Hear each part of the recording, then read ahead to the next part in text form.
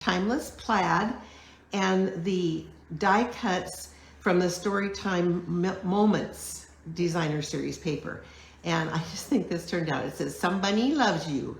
And we have a little granddaughter that's going to have a birthday here soon. So this is going to be her birthday card. So I think that turned out so cute. And then I did one that is the landscape instead of the portrait. And this is using the Floral Delight Designer Series paper and Old Olive and Daffodil Delight. And I just stamped "Wishing You Well" and used the antique pearls.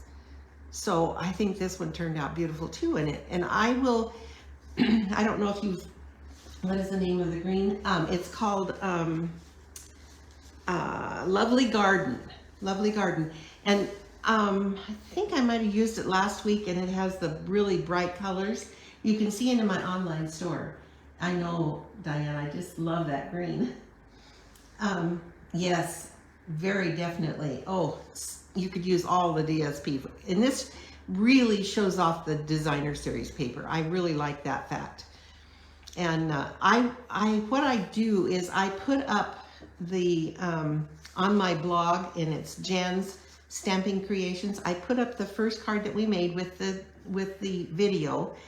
And then every day I add the other ones in. So I will have the measurements for this one on my website. Thank you, Yvonne. Thanks, Beth.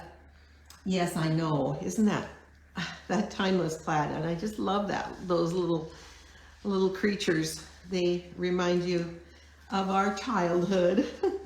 So anyway, these are the cards that that I made. And this is the one that we made today. And then these are all the other ones. So anyway, there they are. I hope you enjoyed that, and I hope you'll make one. And if you do, please share it with me. I'll feature it on my blog.